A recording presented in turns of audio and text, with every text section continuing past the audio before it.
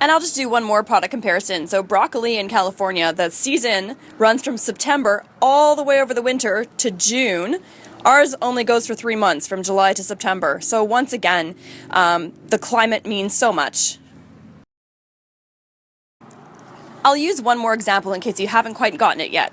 Imagine that you spent $80 million building a car manufacturing plant, and there's one in California that does exactly the same thing. But you're only allowed to produce cars for 2 months, and they can produce cars for 10. Okay, so now that you know why local food is more expensive, why should we buy it? There's a multitude of reasons. Number one, because of our close proximity to the food, the fruits and vegetables that we grow here, I feel taste better. They can be harvested very freshly and delivered right to our store here. Also, because of our soil types, I find it tastes better. I had someone message me the other day asking for an explanation, an honest, earnest explanation as to why local food is not cheaper than imported food, considering it doesn't have all this travel time. So we're going to give a big talk about it. So the comparison that I'm going to use is California, because California is one of the major food production states in the US, versus Manitoba, because that's where our local food comes from. Very short answer to this question, in case you want to tune out and not watch the next stories, is population and climate. So those are the two main reasons why food in the US is cheaper than food in Canada. So first off, population. Manitoba has 1.28 million people. California has 39.14 million people. So even if everything else were exactly the same, California has the advantage for an economy of scale. When you're producing food for almost 40 million people, more than the whole population of Canada, you have an advantage when it comes to creating supply chains and efficiencies. The next obvious difference is climate. Here in Manitoba, we have a whole lot of winter that California doesn't have. So the tomatoes that you see here are not from the field yet. They were grown in a greenhouse, and that greenhouse has had to have been heated since January, when it was minus 30. So for tomatoes that are grown in the field, not in the greenhouse, California's season starts in June and goes until November. Manitoba's season, if we're lucky, starts in August, most times starts in end of August or September, and goes till November if there's no frost. So that means just for that one commodity, California gets 6 months of production of tomatoes, where here in Manitoba we only get 2 to 3. But you still have to buy the same amount of land, the same amount of equipment. You still have to spend all that money on staffing and infrastructure, but for less product that you get at the end. The same thing holds true with a lot of other commodities. I'll just do one more. So strawberries in California from the fields are available from March until July. They're available for 5 months. And in Canada, they're available for 4 to 5 weeks here in Manitoba. So once again, you still had to buy your land. So the farmers here, acre per acre, have the same costs that California farmers do. They have to pay for their land. It's not free. So they have to pay for that. They have to pay for their equipment, their storage sheds, their coolers, their infrastructure, their staffing, but they only get a fraction of the time.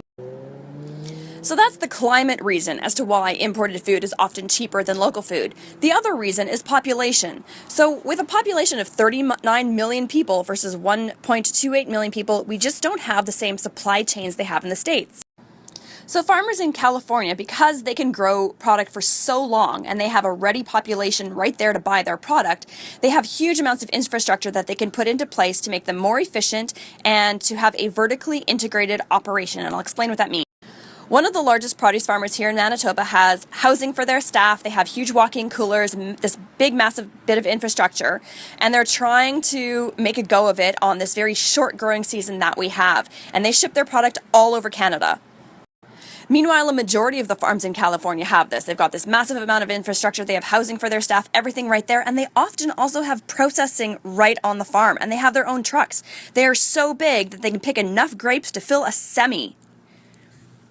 A lot of the California farms are also vertically integrated so that they are ready for when they have a glut of produce they cannot sell. They have put the infrastructure into place because they're large enough to do so, to have a frozen vegetable line or a frozen fruit line, or to start doing processing into other added. As of yet, no Manitoba farms have this. Some of them are working on it, but it's very challenging when your season is so incredibly short to put millions of dollars of infrastructure into place to do processing for something that's only available for a fraction of the other challenge that Canadian or Manitoban farmers have versus US farmers is staffing. We've got a huge staffing issue, and I'll tell you all about that. The Canadian working public generally refuses farm labor work. Even people who are on welfare, even people who have low income or need money, no one wants to do it. No one shows up, nobody shows up the next day, and nobody works appropriately. So there's a huge labor shortage in Canada. To solve this labor issue, there is a program in place by the Canadian government that's called the Seasonal Farm Labor Program. And what happens is that farmers here in Manitoba sign up for the program and they bring in workers from Mexico. The farmer here in Canada fills out the paperwork, pays for the full price flight for the worker, pays for the worker's housing. And in the case of Manitoba, there is an unspoken agreement or unwritten agreement that the farms pay for all of their food as well. The Mexican migrant laborers, some of them come from Jamaica as well, some of them come from Dominican Republic, make minimum wage. They start at minimum wage. They move in and they move up along the ranks and they can make more and more money as their skill set increases, and they work a large amount of hours. One of the workers that I was chatting with when I was picking up produce one day was telling me how, because of this program, he and his father have been able to purchase an orange orchard in Mexico. So now they run their own farm in Mexico in the off-season. So for the workers who come here from Mexico, it is a huge step up for them. They get a lot more pay here than they would at home, and they have an excellent advantage. So they come here, they work tons of hours, they bank all their money, they go home, and they can invest in their own country. It also means it's a pretty huge cost for the farmers here. So on top of the minimum wage that they're paying to the staff person, they're also paying the full cost of housing, the full cost of food, and the flight to come over. So their wage costs are much higher than the costs in California. And I'll just do one more product comparison. So broccoli in California, the season runs from September all the way over the winter to June. Ours only goes for 3 months, from July to September. So once again, the climate means so much. I'll use one more example in case you haven't quite gotten it yet. Imagine that you spent $80 million building a car manufacturing plant, and there's one in California that does exactly the same thing. But you're only allowed to produce cars for 2 months, and they can produce cars for 10. Okay, so now that you know why local food is more expensive, why should we buy it?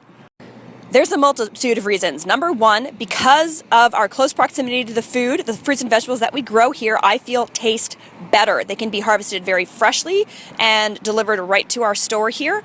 Also, because of our soil types, I find it tastes better. Number two, Manitoba has always been an agriculturally based province. We used to do a lot of commodity farming, we still do, where all of our grain and pork and large things get shipped out of town. They get shipped to Korea and China and Europe. And I love that now there's a connection with this local food right here. Number three, I don't think that there's going to be a zombie apocalypse, but I lived through a massive earthquake in New Zealand in Christchurch. And when that happens, roads get closed, borders get shut down, and things get closed off. Considering the current political climate in the US and just stuff that could happen, there could be a massive flood that closes the border. There could be a large international political incident that closes the border. There are a lot of different things could happen in the world that means we need to be more self-sufficient, more self-reliant.